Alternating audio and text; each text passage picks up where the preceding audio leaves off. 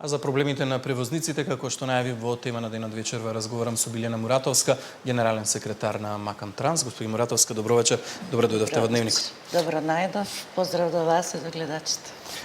Ги слушавме изјавата на министерот за транспорт Николовски, вели проблемот е на Европската унија. Европската унија нека си најде решение. Слушајќи ги вашите изјави изминатиот период, делува како да комуницирате со македонските власти, барем впечатокот е таков во јавност. Комуницирате ли директно со Европската унија и има ли некакво разбирање за диалог директно со вас? Видите, као прво со нашиве власти, да, комуницираме. Вчера имаме средба со министерот за транспорт, каде што ги изнесуваме нашите ставови, барања, некои видувања што ги имаме. Башка од она што действуваат државите на билатерална основа или директно, заедничка, дали соработуваат, не знам, на тие работни групи, ние како превозници од Западен Балкан индивидуално доставуваме дописи, барања, такви работи директно до работната комисија. Исто бевне пред тоа и презентација правевне во однос на тоа да докажеме колку многу странски инвестиции во Македонија има и дека ние како домашни превозници, не само македонците, затоа што исто е и во Србија, исто е во Босна и Херцеговина, Црна Гора, дека нивните матични држави зависат од нас, затоа што германските превозници, белгиските, француските не доаѓаат во Македонија, не ги избегнуваат сите тие гранични бариери, бидејќи можат во 30 држави да возат без запирање, така да од една страна се обидуваме да објасниме дека синџирот на снабдување, ако се прекине, дека ќе има проблем не само за нас како држави на Западен Балкан, туку и за нив. Така да не е разбирлив начинот на кој што действуваат од Европската унија, не зборам за државите, значи тоа е капацитетот, можностите се трудат, на сите настани го поставуваат као тема ова прашање.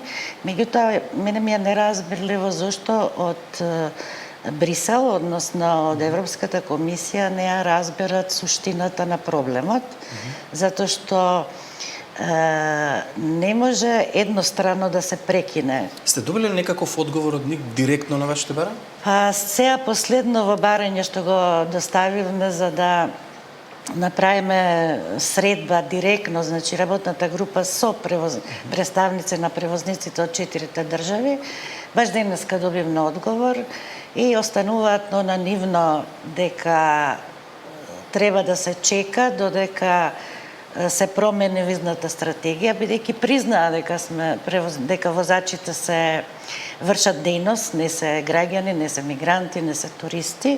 Меѓутоа за тоа требало време и сега со сите овие предлози кои ги даваме немале технички можности. А вас времето ви е проблем, така? Да.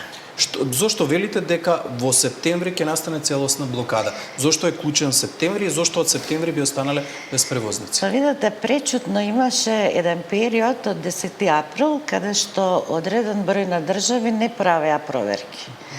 Така да ни дадоа можност да имаме подолг период да слободно се работи, меѓутоа сега во последниве 15 на дена почнуваат пак да зачестуваат контролите и сега контролите ги прават паралелно со тоа што се враќаат 6 месеци назад, па за оној период каде што 10 април не беше, ги бројат печатите во пасошите. Тоа нашите соседи бугари први го направија, така да во Румунија исто така се повторува, сега имавме во Австрија, не имавме наши, него босанец, баш имаше и на Фейсбук овако човекот, него дури австриците го задржале 2 дена во притвор за еден ден што надмашил, 90 ден. Значи сега е онај период, бидејќи имаме недостаток на возачи. Значи, сите работеа, турбо, како да кажам, да ги задоволат потребите, и сега наеднаш им се исполнети деновите. Па дури имаше случаи што ги враќаат од граница, не можат на одмор луѓето да одат, од Ник и граничниот прекај не се вратија еден возач, бидејќи ги исполнил. Ги искористиле деновите. Да, значи му преопадна дури и она, како се вика, аранжмана што се го има направено со семејството и комплет се вратија назад. Сега колку може да помогнат овие билатерални договори за кои што говореше денеска министерот за транспорт, тој вели дека веќе биле направени со одреден дел од земјите на рутата низ која патувате до Западна Европа, меѓутоа тоа не е покриена целата рута. Во моментов од она што го слушаме има со Унгарија, со Хрватска, вели дека од октомври ќе се разговара со Словенија, има разговори со Австрија и со Германија. Може ли тоа да биде некакво решение кое што сепак не знаеме кога би функционирало во целост? Вака, значи тоа што се кажува на билатерална основа, тоа се лобирањето и преговарањето. Меѓутоа, тоа кое донесе некоја држава измена за законот за странци, како што го направи Хрватска, тоа не важи само за македонците, него важи за сите други граѓани, односно возачи од сите други држави. Меѓутоа, позитивно е тоа ако се притиска што повеќе, за да се појават и други држави кои што ќе го измена законот, за да може да се добијат овие долгорочни визи, затоа што една Хрватска не може да ги обслужи сите возачи од Западниот Балкан. Поготово што се поврзуваат со тоа да обавезно имаш со работки да работиш со хрватска фирма. Тоа не беше истото и пред визната либерализација. Значи, ако сакавме да извадиме од германската амбасада, виза од италијанската, мораше да имаме докази дека фирмата соработува, па макар и еден превоз да има. Дека вршите некаква услуга за таа земја. Сега ние баравме да ни децидно да ни одговорат дали истиот принцип останува како и порано, бидејќи порано беше ако извадевме од една држава која е членка на Шенген зоната, беа помалку, околу 10, тогаш не мораше да се вади за другите. Вадевне визи измеѓу за, например, Словачка, Чешка, каде што не беа во Шенген зоната, за да може да поминуваме. Али сега немаме директен одговор дека ако вадиме од Хрватска, ако вадиме од Румунија, ако вадиме од Австрија, од Германија, каде што соработуваме, мислам, увоз-извоз има повеќе, превози се вршат, ние немаме со сигурност потврдено дека од една амбасада визата ќе ни важи за целиот Шенген простор. Но и ова не е некое брзо решение кое што би се случило веднаш. Сега велите вие дека последна шанса давате на состанокот на високо ниво кој што е закажан за 1 септември во Брисел. Тоа е онаа работна група која што работи со представници на државите од земјите од Западен Балкан за да се изнеде некакво решение. Што ако на тој состанок не се најде решение? Видете, ја исто како и министерот знам дека сите работи зависат од Европската унија. Меѓутоа, поентата да седиш и ништо да не правиш, да не покажуваш револт, не е решение и тоа. Затоа што со првиот протест кога го направивме, оние за прв пат ги призна возачите дека се вршат дејност. Сега треба, значи, период кога ќе има добра волја од нивна страна да најдат решение за да не ги казнуваат возачите, бидејќи како да кажам, нечовечно е ако 90 дена се исправи, наредниот ден да видат криминалци и да ги стават во затвор. А веќе почнува да се случува. Повеќето мои колеги од сите региони од Македонија викат, па ние веќе сме у штрајк, затоа што дел од возниот парк не работи. Кај нас над 30% од возилата стојат, затоа што немаме доволно возачи. Но ќе се случи ли блокада на границите повторно? Па, начално ќе се случи, али све тоа зависи да видиме што ќе се доби одговор на 1 септември, затоа што сакале, не сакале, ние сме во блокада. Да, ме разбирам. Од друга страна се наоѓаме во период на нафтена криза. Како сето ова делува и влијае на транспортот? Бидејќи кој ќе тргнеме од Македонија, обично ги полниме резерварите и таа нафта на некој начин е поевтина затоа што го враќаме ДДВ-то. Меѓутоа, за да стасаме до Англија или до Франција или наква, мораме да полниме горевуше во други. За жал, не секогаш добиваме цена која што ќе ни ги подкрие целосно трошоците. И затоа е многу важно да имаме бенефиции како што имаат и сите други превозници, а тоа е она што го баравме да се воспостави поврат на акцизата.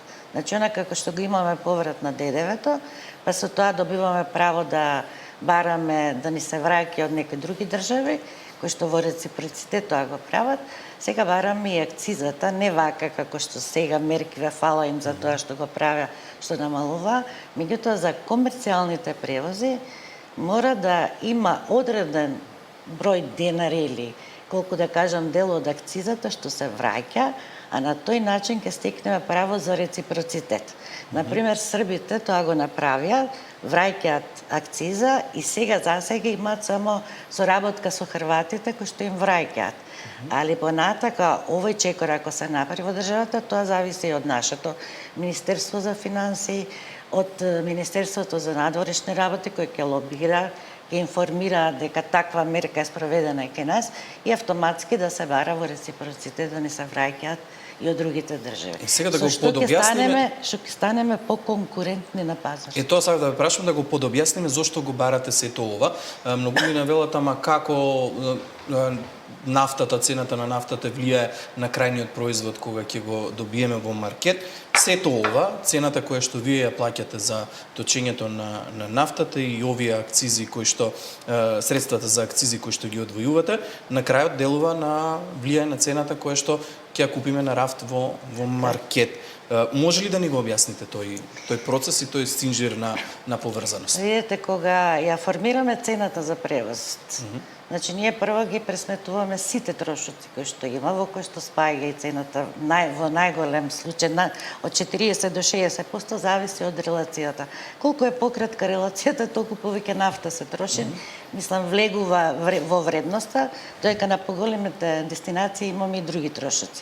Едни од трошоците исто се дневниците на возачите, бидејќи се директни трошоци. Значи не се индиректни повремено да се случуваат, него се дел од таа цена на превозот, која што цена директно влијае во цената на сите производи кои ги произведуваме. Што значи, ако добиеме бенефиции, како што е повратот на ДДВ-то, акцизата ако се враќа, во тој случај ние ќе имаме можност да возиме по пониски цени, што возиме сега заради ДДВ-то и нашата индустрија, економија ќе има Ќе влијаете на намалување на инфлацијата. Да, и помали транспортни услуги. Затоа викаме, ниедна држава не смее да остане да нема собствен возен парк, затоа што од аспект не собствен на државата, него да има транспортери кои што ќе работат, затоа што развојот, одржливиот раст и развој на секоја држава пропаѓа. Бидејќи ако доаѓаат само странци, тие сите странци имаат празни ходови. Што значи дека некој ќе има 200 км, некој ќе има 300, некој 100, зависно тоа кај се наоѓаат, меѓутоа тоа све влегува во цената на превоз. Ве разбирам, само за крај кратко ќе ви молам, што е најкритично во моментот ако се случи блокада на границите и ако запрат со работа транспортерите, со каква криза може да се соочиме или што прво ќе ни недостига? Да, тоа треба да го кажам, бидејќи голем број на превозниците во 7 месеци веќе се обидуваат да најдат можности како да ја надминат оваа криза. Прашуваат каде може да го селат капиталот, на кој начин да направат, да регистрираат, да кажам, фирма, па пола таму, пола вамо. Меѓутоа, она што е најлошо за нашето цело стопанство, можете со Министерката за финансии да прашате дека огромни девизни приливи стасуваат од нашите услуги, транспортни услуги, што значи дека доколку дојде до селење на капиталот, веќе ќе се намалат девизните приливи. Доколку немаме некои стимулации, возачите не добиваат можност повеќе се задржуваат, пак ќе има намалени приливи, нема да има плаќање на персонален данок, данок на добивка, значи све тоа ќе се намали, што значи од една страна ние како транспортери губиме, ќе се селиме негде кај што не ни е пријатно да работиме, зашто не е баш исто да си дома и негде надвор, меѓутоа и државата исто така ќе изгуби. Како директна штета од транспортерите, од нивното движење. Меѓутоа ќе се изгуби и од аспект на повисоки услуги кои што ќе ги наплаќат. Зашто јас сум сигурна дека трговците ќе побараат алтернативни патишта, меѓутоа алтернативата носи поголема сума и цена. 7.500 возила наеднаш да ги замените со странци, тешко ќе биде невозможно. Да, многу е јасно колку е голем проблемот, господин Мратовски, благодарам многу за гостувањето и се надевам дека ќе се најде решение на време. И јас ви благодарам многу и само би сакала еден апел до премиерот и до Министерската за финансии да размислат убаво во однос на акцизите и дневниците на возачите.